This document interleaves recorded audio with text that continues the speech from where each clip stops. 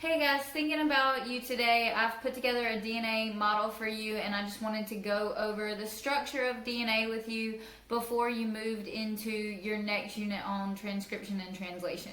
The first thing I want to show you is in your textbook from the unit when we learned about cell division. That's going to be chapter 10. Okay guys, this is the figure that I wanted you to take a look at. It's page 280 in your book, figure 10.5 if you want to go back and take a look at it, and it shows you how eukaryotic chromosomes are organized. So if you look over here, okay, DNA is a double helix. Okay, it coils around these proteins called histone proteins, and the DNA and the histone together is called the nucleosome. And then you can see that that complex curls again and curls again into supercoils until we form this tightly coiled, or what we may call a condensed chromosome. And remember, the purpose of that condensed chromosome is to ensure that when the cell divides and when this chromosome is split in two during anaphase, that each new cell gets an equal copy of the DNA. So this chromosome, the purpose of this chromosome structure is to organize the genetic information, organize the DNA in a way that can be passed easily into the new cells. So what we're going to do today is we're going to zoom in and we're going to look more at this DNA structure and talk about the purpose of the different parts of the DNA molecule.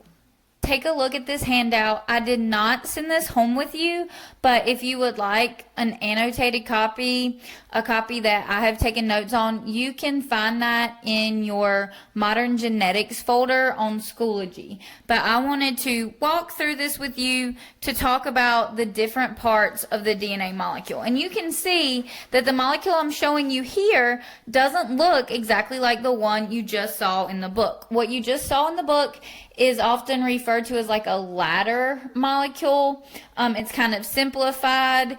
It shows you like the center of the ladder is the nitrogenous bases, and then the backbone is kind of melded together as the sides of the ladder. So what this diagram is doing for you is it's completely expanding out that DNA diagram, and you've got your different parts of a nucleotide, different parts of the DNA molecule, and you can also see the bonds. So this is just a different type of diagram that you might see.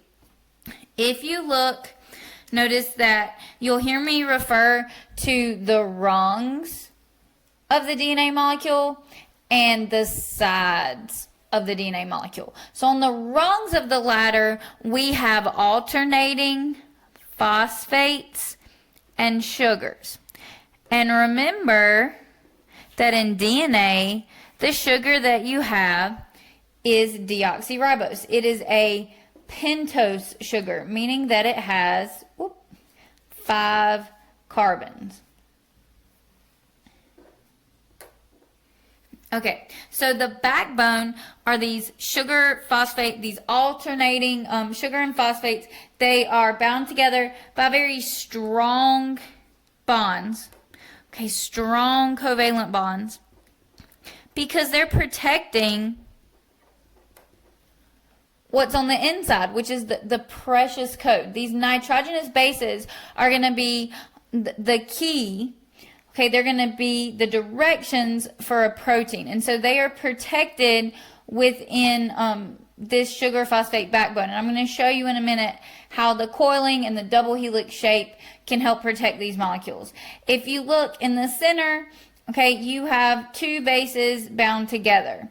Okay, adenine, remember our stick letters go together, our stick letters bond together, and our curvy letters bond together. So adenine bonds with thymine, and cytosine bonds with guanine.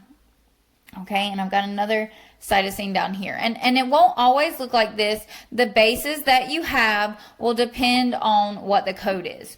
The other thing I want you to notice here is that some of your bases are bigger than the others. Adenine and guanine are larger than thymine and cytosine. And we don't talk about it a lot in your first biology course, but the difference in this is the size and the type of bases. So adenine and guanine are what we call purines. Okay, and what that means, you can't see it in this diagram, but both of these are ring structures, okay, and the adenine and thymine are double rings. So in my attempt to draw, it's going to look kind of like this, except for they're a little bit more the same size. So this is your adenine and guanine. Okay, so they are larger.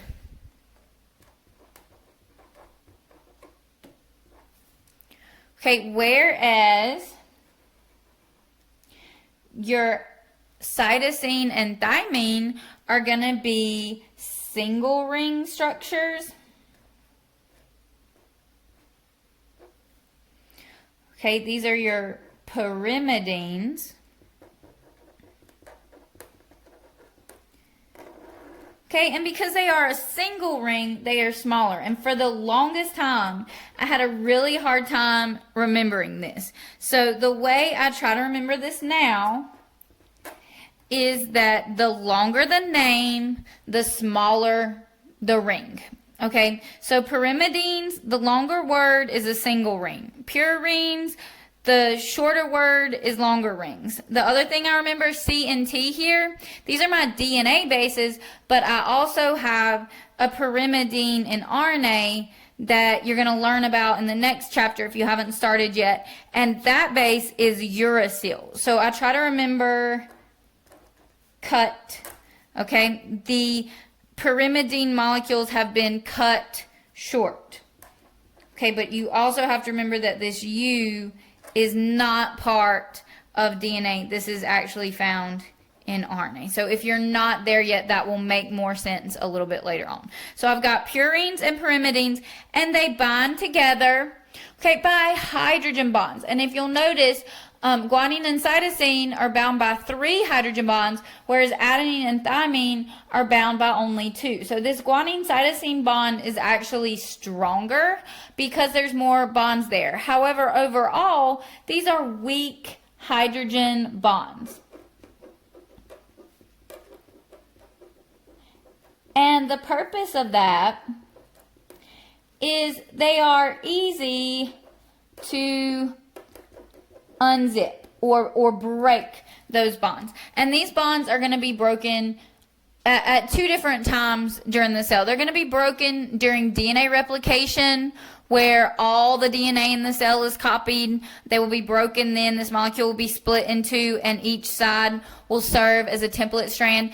And they're also going to be broken during transcription. Okay, when transcription happens, when an RNA copy is made, this DNA molecule unzips down the center, and one strand becomes the coding strand, or the strand that will be transcribed into RNA. So these bonds have to be zipped and unzipped quite often because your cell always needs proteins. Transcription is always happening within the cell. Okay guys, just a couple more things that I want to show you. The subunit of a DNA molecule is a nucleotide. Okay, and as you can see, each rung in the ladder is 2 nucleotides.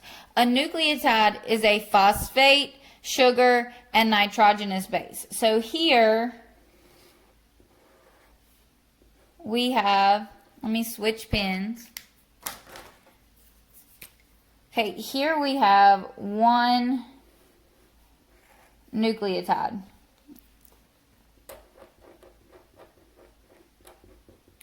So if you look on the DNA molecule I'm showing you, I've got 1, 2, 3 rungs, and again, that's just an analogy. It's not a technical word in DNA, but I've got 3 rungs in my ladder, okay, which means I have 6 nucleotides because each side of the DNA has 1 nucleotide. Okay, last thing I want to point out to you on this diagram is something called the base pairing rule. Notice that I have equal amounts of adenine and thymine, guanine, and cytosine. So sometimes you may be asked to figure out the percentage of a base within a molecule, but you'll always be given a number as a reference. So if you look down, and again, this entire sheet is filled out for you on Schoology. I haven't answered all the questions here because I mainly just wanted to show you the diagram.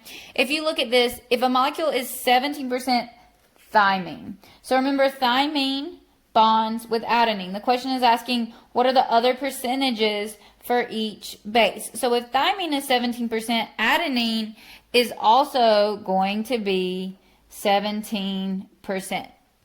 Okay, when you add those two together, the adenine and thymine, 17 plus 17, okay, is going to give you 34%.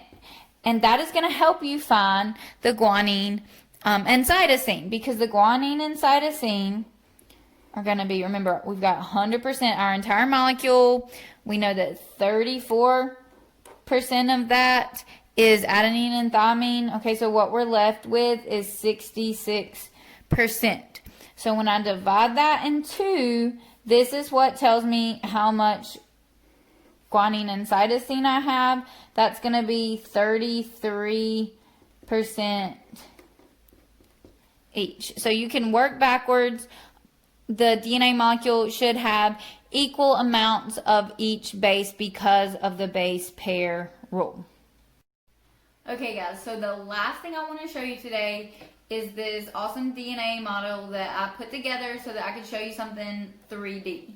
The other thing that I think is really helpful is looking at some of the online videos that I've posted where you can get kind of a more high-tech representation of DNA, better than what I am able to show you in 2D on a piece of paper. So definitely check that out too. But this is a 3D molecule that I have put together, and right now I have it in the ladder form, meaning that I have the DNA untwisted. It's not coiled, it's not in a double helix right now. And from that you are able to see our bases. Okay, and notice that one base is larger than the other base in each pair. So these are my purines because they're larger, okay, and these are my pyrimidines because they are smaller. So this, for example, is guanine because it's bigger, and cytosine. And this is adenine and thymine. And use some of those little word tricks that I gave you to help remember the difference, because it is really difficult to remember. So my bases are in the middle, and then if you look on the side, it's a little bit difficult because it's clear, but you can see the alternating sugars and phosphates. So my sugars here are white, and my phosphates in this model are clear. So if you look, the way you can always find the sugar is that the sugar is going to be touching the base. Okay, so down the side it's going to go phosphate, sugar, base, phosphate, sugar, base, phosphate, sugar, base. And each of those is a nucleotide. Okay, the other really cool thing about this model is that I can show you how it coils. I can show you the double helix. So let me do that.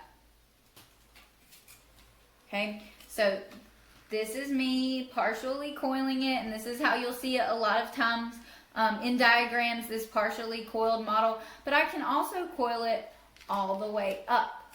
And when I do that, you can see, and again, it's a little difficult because the phosphates are clear, but when I do that, you can see that my genetic code, okay, my bases are completely protected within the phosphate sugar ladder. And that is the purpose of that strong backbone, is to protect this code, because what you're about to learn next is that this code is precious. Okay, it is the instructions for making all the proteins in our body. So it is protected by these sugars and phosphates. It is super coiled, okay, and my bases are protected here on the inside. Okay, and then when it's time for either DNA replication or transcription, let me see if I can do this. Whoop. Okay, the molecule unzips and unwinds. Okay, or I should say unwinds and unzips. And of course I won't be able to do this in real time, but these break apart and it unzips the molecule. Okay, so ta-da! Okay, here's my molecule unzipped. These weak hydrogen bonds have been broken, and now the code is exposed. So if this was DNA replication, each side would serve as a template strand. new nucleotides would be added, and I would form 2 new DNA molecules. Or if this molecule has been unzipped for transcription, then the RNA will be formed from one side of this exposed code. And again, I encourage you to look at some of the 3D animations that I've posted for you in your Schoology folder. So that was a review of DNA structure. Please let me know if you have any questions. Thanks, guys.